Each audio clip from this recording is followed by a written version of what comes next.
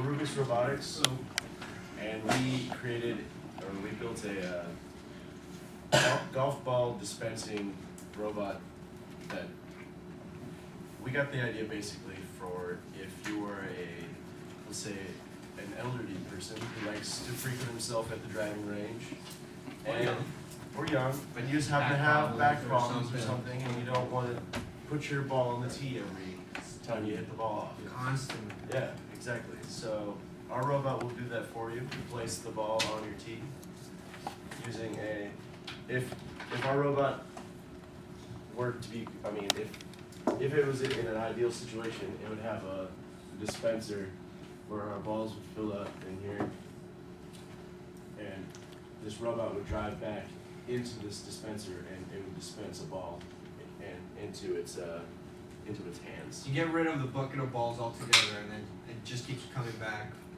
infinite times, infinite balls. To run out of batteries. So our building process, the idea of the base is from a Sudoku solving robot, and from there Alfonso and Ian kind of just implemented their ideas on top. And one of the problems we ran into was deciding what the group wanted to build. There were so many possibilities that it was hard for us to design on one. Yeah, it was so open-ended. You're like, we can build anything as long as we have a piece. The original design had the sensor here on reading puzzles. We wanted to put a claw or something. Michelle thought of a tank. We wanted to do a tank for a while. This is a pretty good. Has a lot of torque. It has a lot of torque. Except it doesn't turn. So It doesn't turn. that's the problem with the tank. It goes forward and backwards. And another problem we ran into was the C motor had a frame that dangled. So it's like these motors, while they're being built, all this is not attached until the very last moment. Everything has to be clamped on from different directions at once. Very difficult. Also want to talk a little bit about exactly how it works before we go into this.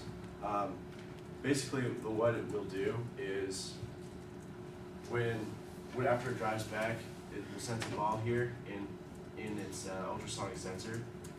So it will drive back, and the ball will fall into this hand, and then after it senses that, it will realize that it needs to drive back to its original position, which we have in our programming. And that was difficult trying to figure out how to make that work. But that's how that works, and we can continue. Yeah, so basically, no matter as far back as it goes, it'll always return to the same spot. It can go back 3 feet or 6 feet. It'll always come back to the exact same spot it started at. And this is a picture of our programming.